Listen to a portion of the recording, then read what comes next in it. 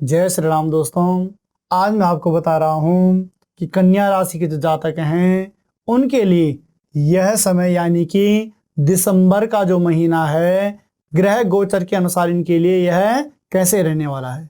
जब बात ही कन्या राशि की हो रही हो और सबसे पहले भगवान सूर्य नारायण का हम अवलोकन करते हैं तो सूर्य नारायण बैठे हुए हैं आपके भ्रातृ भाव में और साथ ही साथ यह पराक्रम भाव में भी बैठे हुए हैं। तो ये समझ लीजिए कि भ्रातृ सुख भी आपको प्राप्त होने वाला है और पराक्रम भाव में भी आपकी क्या होने वाली है, वृद्धि होने वाली है। उसके बाद भगवान सूर्य नारायण का राशि परिवर्तन हो रहा है यानी कि वह आपके मातृ भाव में आ रहे हैं, आपके सुख के भाव में आ रहे हैं। और जब माता के भाव में आएंगे दोस्तों तो अवश्य ही यह आपको क्या करेंगे, सुख भी प्रदान करेंगे। माँ का शब्द होता है दोस्तों वात्सल्य, और जब मातृभाव में भगवान सूर्य नारायण पहुंच जाएंगे तो अवश्य ही आपको मतलब ये मान के चलो कि माँ का जो वात्सल्य होता है यानी माता के द्वारा जो सुख की बातें होती हैं वह सारी आपको प्राप्त होंगी। और साथ ही साथ अगर किसी कारणवश माता के स्वास्थ्य से संबंधित कोई विकार चल रहे थे तो इस समय उनके स्वास्थ्य लाभ भी उनको प्राप्त होने वाला है। उसके बाद पुनः हम आते हैं भूमि पुत्र मंगल। तो ये मान लीजिए कि देव मंगल भी कहाँ बैठे हुए हैं, आपके तृतीय भाव में बैठे हुए हैं। कन्या राशि के हिसाब से यह आपके तृतीय भाव में बैठे हुए हैं और तृतीय भाव में मंगल बैठने का ये तात्पर्य है स्वयं की राशि यानी वृश्चिक राशि में बैठे हुए हों। तो जैसे मैंने सूर्य के अनुसार पराक्रम भाव में आपके लिए अच्छा बताया है दोस्तों, अगर कोई आप सेवा से संबंधित कोई कार्य करना चाहते हैं या आप किसी भी मतलब ये मान के चलो कि आप कोई भी देश सेवा से संबंधित कोई किसी कार्य में जाना चाहते हैं तो उसके लिए भी आपके लिए यह बढ़िया है। आर्मी इत्यादि क्षेत्र में आप जाना चाहते हो उसके लिए भी बढ़िया है। और साथ ही साथ अगर आप कोई ऐसा कार्य करना चाहते हैं कि जो क्या हो सेवा से रिलेटेड हो तो उस कार्य में आपको अवश्य ही पराक्रम में यहाँ वह वृद्धि करने वाला है। और साथ ही साथ दोस्तों यह क्या है, स्वयं के लिए भी पुनः आपका अच्छा रहने वाला है। उसके बाद मंगल का भी क्या है, 26 दिसंबर के बाद मंगल भी क्या है, वृश्चिक राशि को छोड़कर धनु राशि में प्रवेश कर रहे हैं। धनु राशि में प्रवेश का ये तात्पर्य होता है कि जब यह मातृ भाव में जाएंगे यानी कि यह जो भाव होता है यह भूमि भवन का भाव होता है। अगर किसी कारणवश दोस्तों आप कोई मकान दुकान इत्यादि बना रहे थे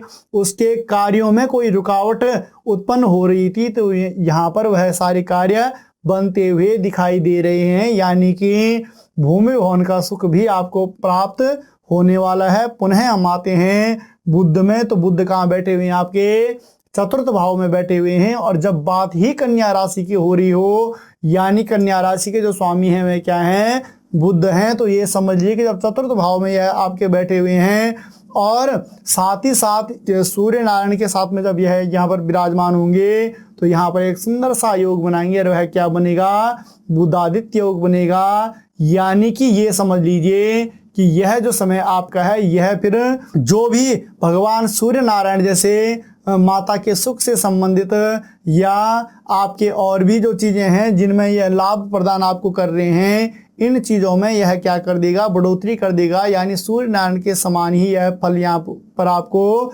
देने वाले होंगे। उसके बाद पुनः हम आते हैं देवगुरु बृहस्पति। तो देवगुरु बृहस्पति आपके कहाँ बैठे हुए हैं, आपके अष्टम भाव में बैठे हुए हैं। अष्टम भाव का ये तात्पर्य होता है दोस्तों कि यहाँ पर यह आयु का भी है, जीवन का भी है और साथ ही साथ यह क्या करता है, आकस्मिक परिवर्तन के योग भी यह भाव बनाता है। तो यहाँ पर देवगुरु बृहस्पति इसका इन कार्यों में क्या करने वाले हैं, वृद्धि करने वाले हैं यानी आकस्मिक परिवर्तन के योग भी यहाँ पर यह बनाने वाले हैं। और साथ ही साथ आपके आयु आरोग्य आपको क्या करने वाले हैं, प्रदान करने वाले हैं। यानी किसी प्रकार से अगर कोई दिक्कतें आपके जीवन में चल रही थी, स्वास्थ्य से संबंधित कोई दिक्कतें चल रही थी तो दोस्तों उनसे संबंधित यह आपको क्या करने वाले हैं, यहाँ पर लाभ प्रदान करने वाले हैं यानी आपको आयु आरोग्य प्रदान करने वाले हैं। उसके बाद पुनः हम आते हैं शुक्र में। तो शुक्र बैठे हुए हैं आपके द्वितीय भाव में और दोस्तों द्वितीय भाव होता ही स्वयं शुक्र का है। और उसके बाद ये भी मान लीजिए कि शुक्र बैठे भी कहाँ हैं, स्वयं की राशि में बैठे हुए हैं। स्वयं का भाव भी है, स्वयं की राशि भी है। तो जब स्वयं के भाव और राशि में शुक्र यहाँ पर बैठे हुए हों तो यह आपके लिए, अगर मैं बोलूं तो यह आपके लिए सबसे बढ़िया क्या रहने वाला है, बैंक बैलेंस का रहने वाला है। यानी कि इस समय कोई भी आप क्रय विक्रय इत्यादि करते हैं उसमें आपको अवश्य ही लाभ की भी प्राप्ति होगी, और उसके साथ साथ में दोस्तों बैंक बैलेंस भी यहाँ पर आपका अच्छा बनने वाला है। और कोई आप इन्वेस्टमेंट इत्यादि भी अगर करना चाहते हो, भूमि भवन से संबंधित या किसी भी और कार्य में आप कोई इन्वेस्टमेंट इत्यादि करना चाहते हो, तो समझ लीजिए उसमें भी आपको लाभ की अवश्य ही प्राप्ति होने वाली है। पुनः दोस्तों शुक्र भी क्या है, राशि परिवर्तन करने वाले हुए हैं, यानी कि यह 26 दिसंबर के बाद तुला से वृश्चिक राशि में प्रवेश करेंगे। तो वृश्चिक राशि में जब यह आएंगे दोस्तों, तो अवश्य ही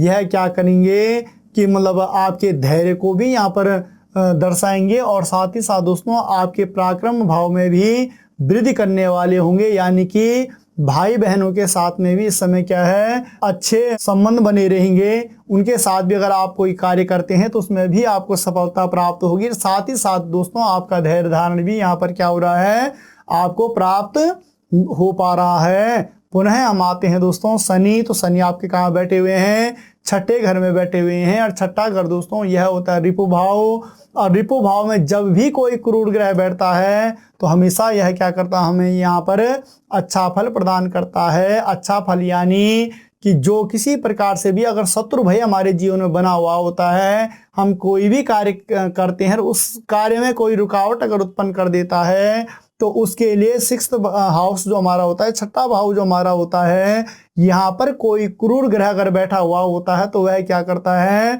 उन चीज़ों में वह न्यूनता ले आता है। यानी कि हमारी किसी भी कार्य में कोई रुकावट उत्पन्न नहीं कर सकता। उसके लिए शनि यहाँ पर बहुत ही अच्छे हैं। तो यह क्या करते हैं, शत्रु चिंता इत्यादि से तो कई दूर रखते हैं और हमें कार्य में सफलता के योग भी बनाते हैं। पुनः हम आते हैं राहु। तो राहु आपके 7th भाव में बैठे हुए हैं, जीवन साथी के भाव में बैठे हुए हैं। और अगर दोस्तों यह चीज हम देखें जीवन साथी के साथ में, तो इनके साथ में आपसी तारतम्य यानी आपसी तालमेल जो है उसमें कुछ बाधाएं उत्पन्न हो सकती हैं। तो थोड़ा सा आपको यहाँ पर क्या करना है, यहाँ पर आपको सोच समझ कर चलना है, किसी प्रकार से कोई मानसिक कलेश नहीं बनाना। और साथ ही साथ दोस्तों जीवन साथी के साथ में आपको किसी प्रकार से कोई कलेश नहीं करना। अगर आप ऐसा करते हो तो दिक्कतें आ सकती हैं। और उसके बाद दोस्तों यह क्या है, हमारा दैनिक व्यवसाय से संबंधित भी है। तो राहु क्या करता है कि यह दैनिक व्यवसाय में हमेशा हमारे कार्यों को बनाता है। यानी कि अगर कार्य क्षेत्र के हिसाब से हम देखें तो यह कार्य बनाएगा, मगर जहां जीवन साथी के से संबंधित देखें दोस्तों तो इसमें थोड़ा सा न्यूनता ला सकता है। दैनिक कार्यों में दोस्तों कहने का तात्पर्य है कि वैसे कई बार क्या करता है कि राहु दिक्कतें तभी दिखाता है कि जब हमारा मानसिक क्लेश बढ़ जाता है। मानसिक क्लेश बढ़ने का ये तात्पर्य होता है कि मानसिक अशांति, जब सोचने समझने की क्षमता हमारी क्षीण हो जाती है, तो तब हम क्या होते हैं, अपने कार्य क्षेत्रों में ही उलझ जाते हैं। यानी कि मानसिक क्लेश आपको नहीं बढ़ाना, और मानसिक क्लेश नहीं बढ़ेगा तो अवश्य ही आपके दैनिक व्यवसाय में कोई अवरोध कारक उत्पन्न नहीं होगा। राहु आपको यहाँ पर अच्छा फल फलित करने वाला होगा। उसके बाद पुनः हम केतु आएंगे। तो केतु बैठे हुए आपके केंद्र भाव में बैठे हुए हैं, और केंद्र भाव में बैठने का ये तात्पर्य दोस्तों कि थोड़ा सा बल मस्तिष्क की अगर हम बात करें, मानसिक क्लेश की बात करें, तो थोड़ा सा यह क्या कर रहा है, इन चीज़ों को दर्शा ही रहा है, यानी कि बना ही रहा है। तो इनके लिए दोस्तों आपको क्या करना है कि जो ग्रह थोड़ा सा राहु और केतु का यहाँ पर थोड़ा सा मुझे लग रहा है, तो इन चीज़ों को दोस्तों आपने क्या करना है कि हमारे YouTube चैनल पर आप जाएं, उसमें हमने मतलब राहु केतु से संबंधित इनके शांति उपाय इत्यादि के लिए भी बता रखा है। तो आप उस पर जाकर वह वीडियो देखकर जो भी इनके शांति के लिए मतलब उपाय करने होंगे आप वह उपाय कर लीजिए। अवश्य ही आपके जीवन में राहु और केतु जो आपके लगन में और 7th भाव में बैठे हुए हैं, यह अवश्य ही आपको अच्छा फल यहाँ पर क्या करेंगे, प्रदान करने वाले होंगे। तो दोस्तों आपको हमारा यह वीडियो कैसे लगा, आप इसे लाइक भी करें, शेयर भी करें, और मिलते हैं पुनः एक नई वीडियो में। तब तक के लिए जय श्री राम।